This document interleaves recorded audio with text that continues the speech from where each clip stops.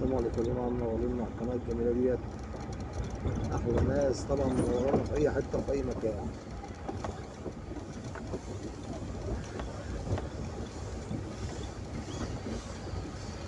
احنا في منيا عطية يا جماعة، حتة بعد كده بعد الحجناية.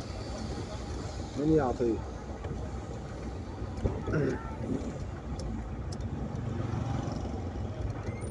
يعني أنا ممكن أول مرة أخش متهيألي البلد هنا يعني. أرجع ناس طبعا، ناس طيبين أوي يعني.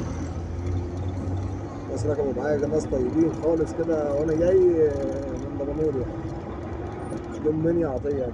أرجع ناس طبعا في منيا عطية، الناس الحلوة. في أي حتة في ناس طيبين جدا جدا. الواحد بيفرح لما يشوف ناس كويسة كده يعني. أنا واحد من الناس بفرح لما بشوف ناس حلوة كده. طبعا هنروح أي مكان وأي حتة إن شاء الله. بس النهارده بقى احنا هنتكلم من منيا عطية.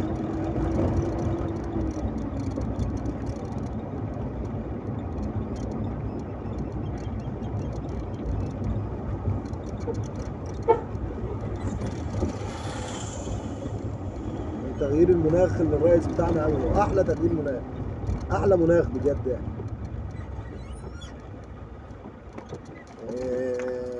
الرئيس بيعمل لنا حاجات جميلة جدا يعني.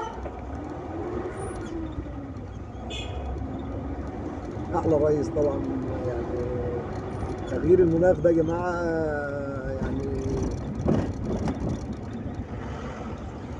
مش عارف أقول إيه، بس ولا إيه، ولا أبتدي إزاي، ولا أنا كل ما أحضر شوية كلام وعشان أتكلم ما شاء الله. عندنا يعني الموضوع اللي حصل معايا من فترة ده، من اسبوع 10 ايام فات ده، او من اسبوع بالظبط كده، او 3 4 ايام كده.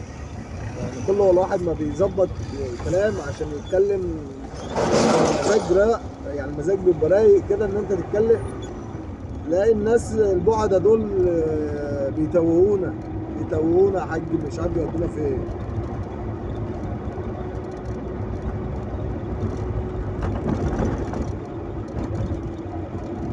خلي دماغك تروح لحته بعيد.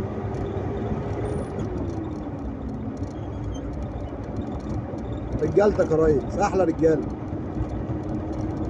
عاملين معايا الصح والله، مروجيني مع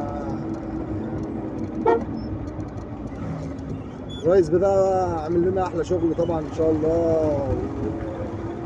مصر احلى شغل بصراحه الرئيس عمله، احلى حاجه.